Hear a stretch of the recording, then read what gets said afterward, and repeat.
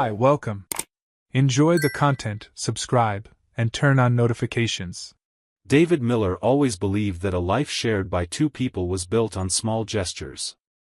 A cup of coffee left on the table before work, quick text messages exchanged in the middle of the afternoon, the simple, "I'm home," spoken when stepping through the front door, these details were, to him, the invisible glue holding a marriage together. So when he decided to buy a birthday gift for his wife, Melissa, he wasn't just looking for something beautiful, he wanted something that could symbolize a fresh start, a renewed commitment. He spent hours browsing store windows, comparing sparkle, weight, and shape, until he finally chose a sapphire necklace nestled in a small blue velvet box. To David, that necklace wasn't just a piece of jewelry, it was the physical embodiment of his hope to reignite the bond that seemed, little by little, to be growing cold. That morning, as he walked home with the little box hidden in his coat pocket, David felt an almost teenage anxiety. He'd already pictured the scene: he'd get home early, prepare a simple dinner, maybe open a bottle of wine, and when Melissa walked through the door, tired from the office, he'd present the gift as if revealing a secret he'd kept close to his heart. Deep down, he wanted to see her smile the way she used to years ago, when small gestures still filled her with delight. Driven by that nervous excitement, he pulled out his phone and called her. In an upbeat tone, he said, "I got your gift, Mel. I think you're really going to like it." On the other end of the line, the reaction wasn't what he'd expected. Instead of surprise or curiosity, there was a pause. Melissa replied coldly, almost mechanically, "David, I'm working late tonight. Don't wait up." It was only a few words, but they hit him like a door slamming in his face. Just 30 minutes earlier, she'd learned he had something special for her. Now, 30 minutes later, an unexpected obligation was keeping her away from home. Coincidence? David had always been a logical, technical man, trained to spot flaws in systems. And at that moment, his gut told him something was wrong, an error in execution, a bug disguised as an excuse. He put the phone away without pressing further, but his mind wouldn't stop racing. Working late had become a recurring phrase in recent weeks. It wasn't just the extended hours, it was the coldness in her voice.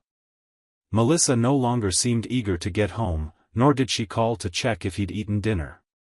The distance between them showed in subtle details: the new perfume she started wearing only on meeting days, the makeup she applied early in the morning even when there were no important appointments, and her phone constantly turned face down on the table.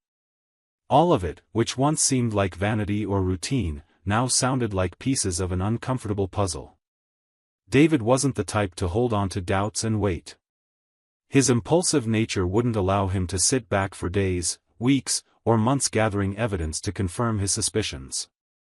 He operated the way he did during emergency IT support calls at clinics and hospitals: if something failed, he needed to identify and fix it immediately. That was his logic applied to everything, even matters of the heart.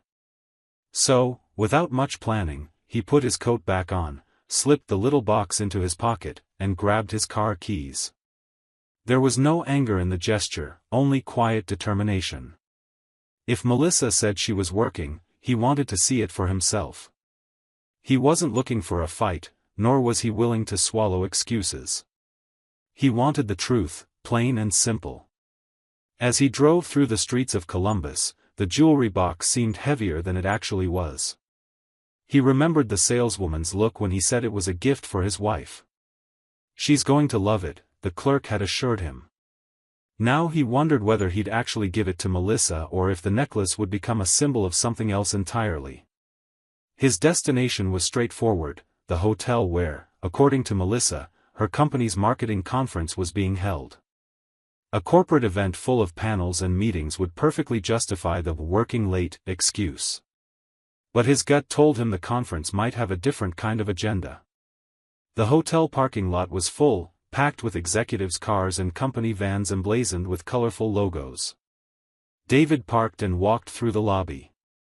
The space was elegant, with thick carpeting, golden chandeliers, and people moving about with folders and name badges hanging from their necks.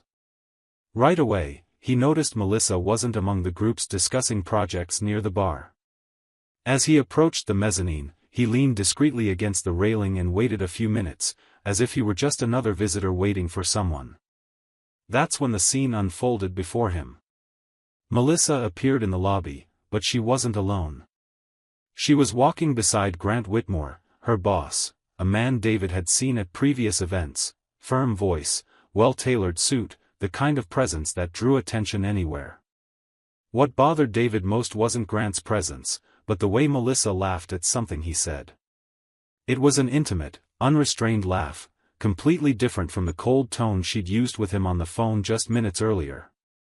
They crossed the lobby unhurriedly, as if no one else existed, and headed straight for the elevators.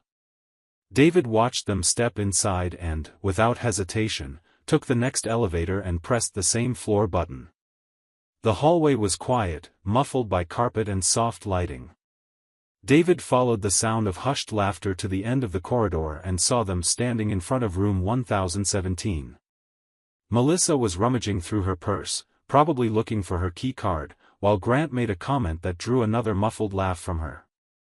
At that moment, David didn't need anything else. There were no reports, spreadsheets, or conferences, just up working late that had turned into a different kind of commitment. He didn't take photos, didn't call anyone, didn't gather proof. He tucked his phone back into his pocket and took a deep breath. Then, with firm steps, he approached and knocked on the door before it could close. Melissa spun around immediately, her eyes wide, her face draining of color in seconds. Grant froze, unsure how to react. David held up the blue box and, in a calm voice, said, "Happy early birthday, Mel. I bought this half an hour ago. You said you'd be working late, looks like your shift's already started." It was only the beginning of a confrontation that would change everything. Melissa stood frozen in front of the hotel room door, as if caught in the middle of a blatant contradiction. Her face, which moments earlier had been lit by a light laugh, was now pale, unable to hide her shock. Grant, meanwhile, tried to regain his executive composure, but David's sudden appearance shattered any pretense of authority. The hallway, silent and luxurious, seemed like the perfect stage for the scene unfolding. David, still holding the blue box between his fingers, watched them both with calculated calm. He didn't shout or gesture wildly, his weapon was irony. "Funny, Melissa," he said in a low but firm tone. "I was planning to surprise you tonight with this gift, but I guess you beat me to it and already scheduled another celebration. I just want to know, is the toast with wine or champagne?" Melissa took a step forward, trying to take control of the narrative. "David, wait, it's not what you think. Grant and I were just discussing an important project. The conference requires us to stay available late, Anne." "Late, in a hotel room?" David interrupted, raising an eyebrow. "Interesting approach to brainstorming. I imagine the agenda includes pillows and ambient lighting." With every sentence, Melissa shrank further. Grant cleared his throat, attempting to assert authority. "Mr. Miller, there's no need to turn this into a spectacle. We can talk calmly, like adults." David turned to him with a half-smile. "Like adults? Of course. So explain how you usually mentor your team. Is this part of the company handbook, or is it an exclusive advanced training session just for Melissa?" The embarrassment grew in waves. Hotel guests passing through the hallway slowed their steps, pretending not to listen but eyes fixed on the scene. Humiliation didn't need an audience, yet one was forming naturally. Melissa tried to cut in. "David, please, let's go somewhere else. I can explain everything." "Explain what?" he shot back. "Explain why you hung up so quickly this morning. Why you always turn your phone face down when you get home. Or why you never wear that new perfume when you're with me.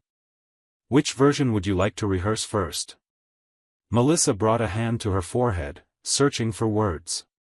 Grant, realizing he couldn't control the situation, made a move to step away. But just then, the elevator dinged, and another figure appeared, an elegant woman in a dark dress holding an envelope. Her eyes scanned the hallway until they landed on Grant. "Grant, you left your wallet at the front desk," she said, walking toward them. "I texted you and you." Her sentence died before it finished. She stopped a few feet away, her eyes flicking between her husband and Melissa. The silence that followed was heavier than any accusation. David didn't miss the opportunity. "Ah, perfect. Now the business meeting has a special guest. I imagine this part of the project wasn't on the agenda, was it, Grant?" Grant's wife looked confused, but her expression mixed disgust and disappointment.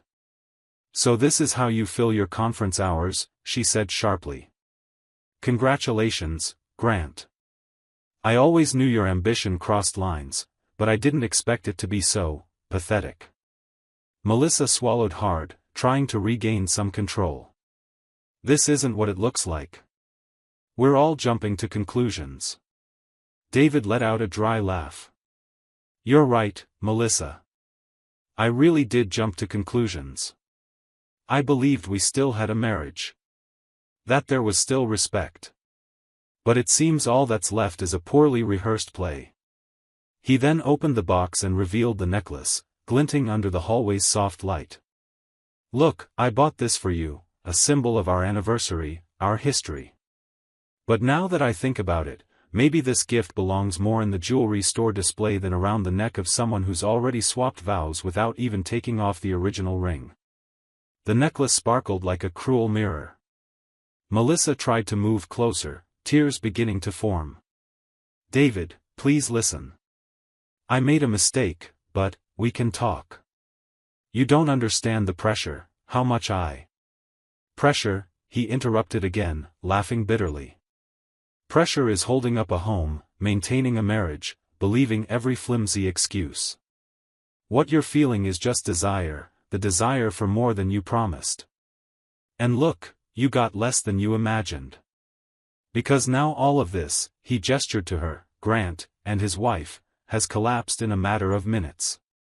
Grant's wife dropped the wallet to the floor with a thud. She looked at her husband and said simply, "We're done, Grant.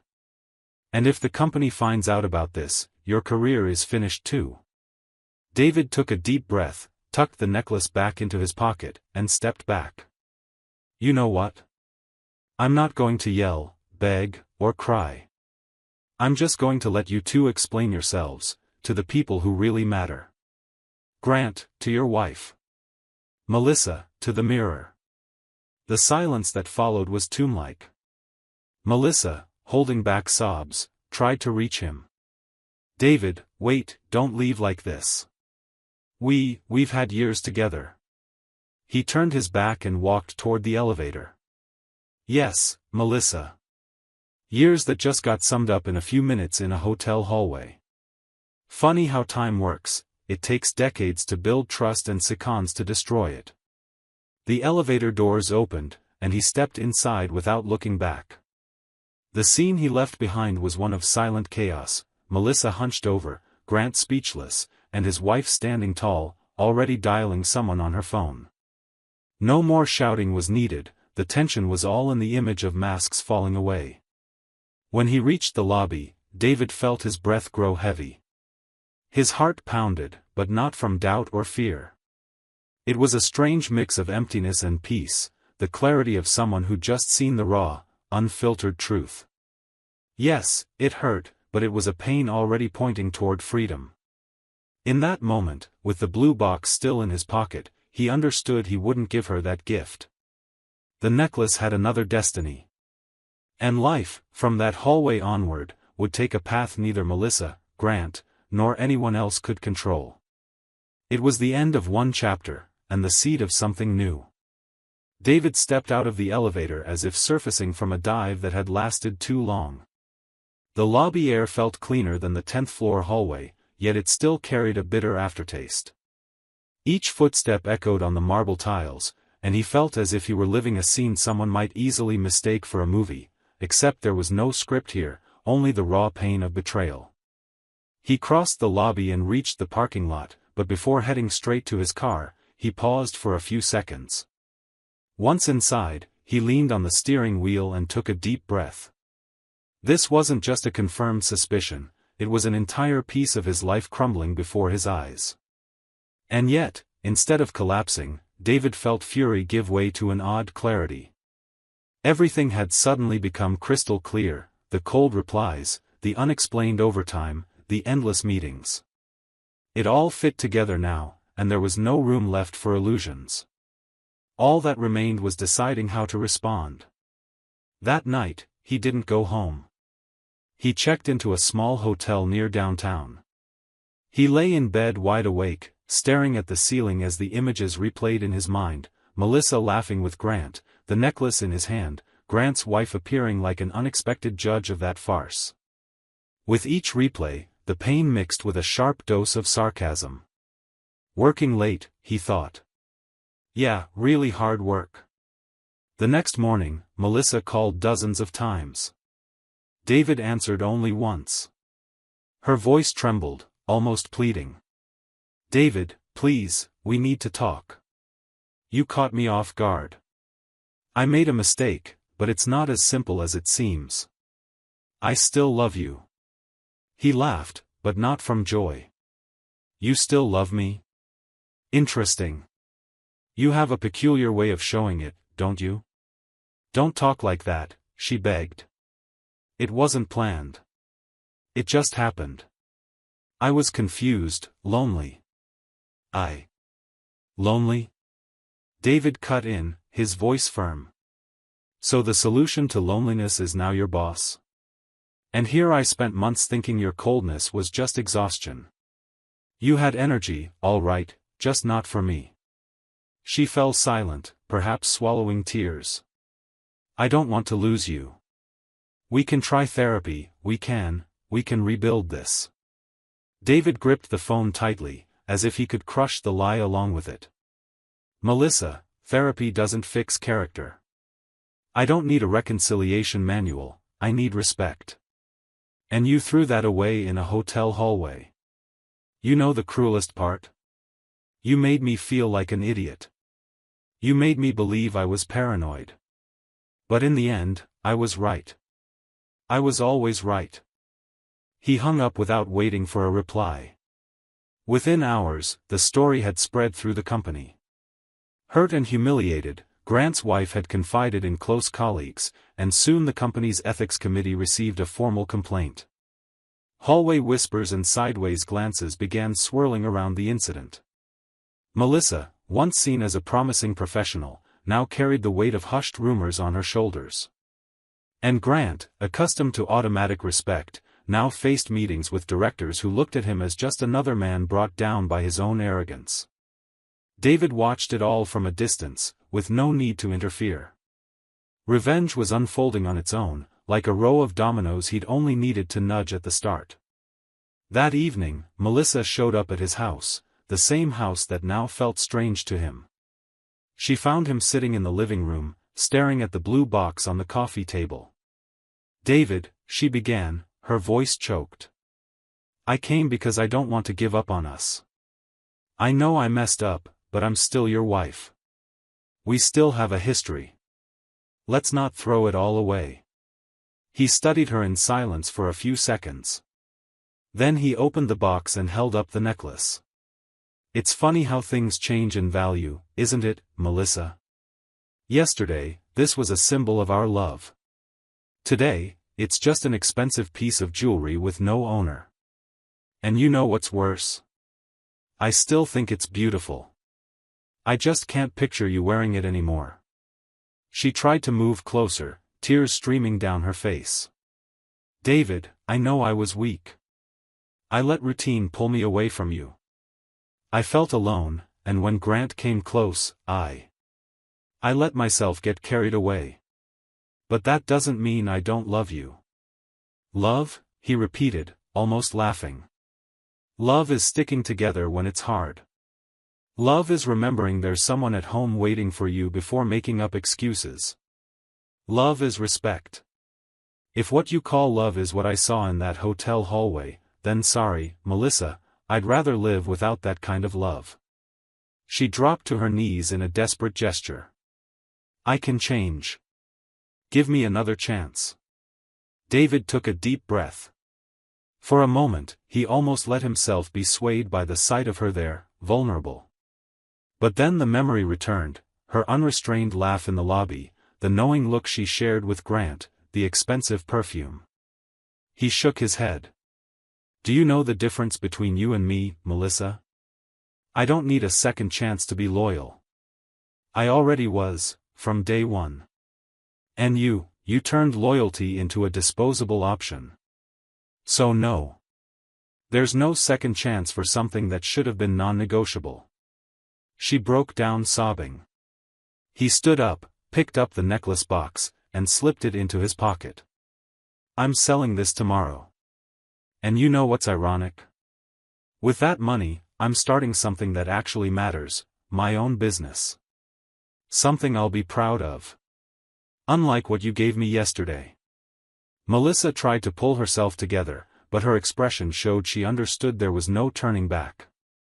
David walked to the door, opened it, and looked at her one last time with resolve.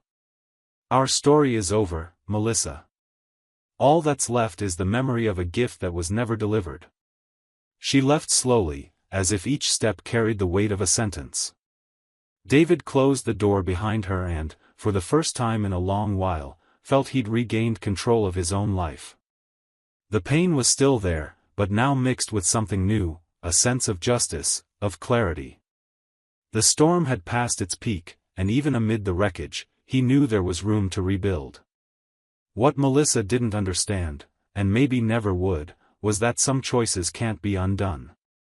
And the most effective revenge, in the end, wasn't shouting, humiliating, or exposing. It was simply moving forward, letting her own mistakes echo on their own.